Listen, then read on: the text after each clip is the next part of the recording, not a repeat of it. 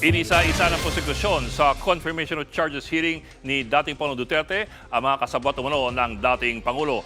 Kabilang po dyan si Senador Bato de la Rosa at Senator Bongo. At live mula sa Senado, nauna sa balita si Camille Samonte. Camille, anong reaksyon ng mga nabanggit sa pagdinig? Bok, nakipag-ugnayan tayo dun sa 5 co-perpetrators umano ni dating Pangulong Rodrigo Duterte para sa kasong Crimes Against Humanity na binanggit sa confirmation of charges hearing kahapon. Tanging si Senator Bongo lang ang sumagot sa isang ambush interview kanina. Naging matipid ang sagot ng senador. Tumagi siyang magkomento at ang sinabi niya lang ay hintayin na lamang daw munang matapos itong confirmation of charges hearing ni dating Pangulo ngayong linggo. Pakinggan natin ang pahayag ng senador. Same statement po ako. Same statement po. Which is? Yung ano yung sinabi ko noon, ganun pa rin po. Antayin na lang natin matapos yung information. Nauna nang itinanggi ni Go na may kinalaman siya sa mga pagpatay sa war on drugs. Wala rin daw basehan at unfair ang pagkakadawit sa kanya. Samantala, yung iba pang 4 na co-perpetrators na pinangalanan na sina Senator Bato de la Rosa, dating Davao Police Chief Vicente Danao, dating NBI Regional Director Dante Geran at dating Justice Secretary Vitaliano Aguirre ay wala pang sagot ng hingan natin ng pahayag. Bok?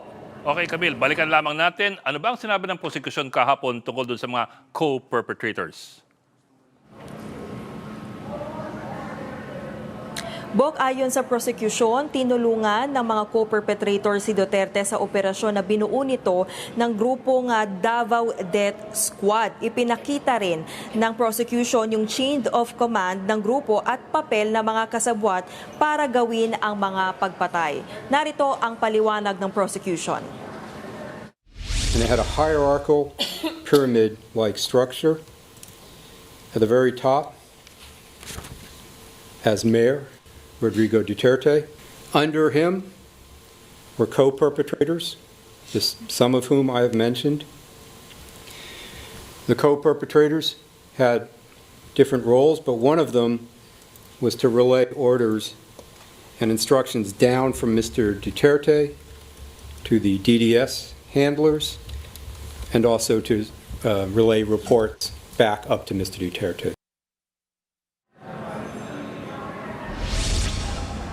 Bok, sa mga oras na ito ay nagpapatuloy na yung pagdinig sa ICC at tinatalakay na nga itong mga partikular na naging papel ng mga kasabwat para magawa ang krimen.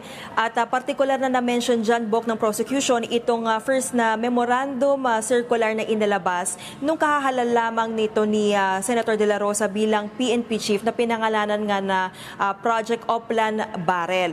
At kaugnay niyan, may lumabas din na pinakabagong survey ang SWS na kung saan nagsasabi na 53% ng mga Pinoy ang nagsabi na sang-ayon sila na dapat papanagutin si Senator De La Rosa sa mga pagpatay.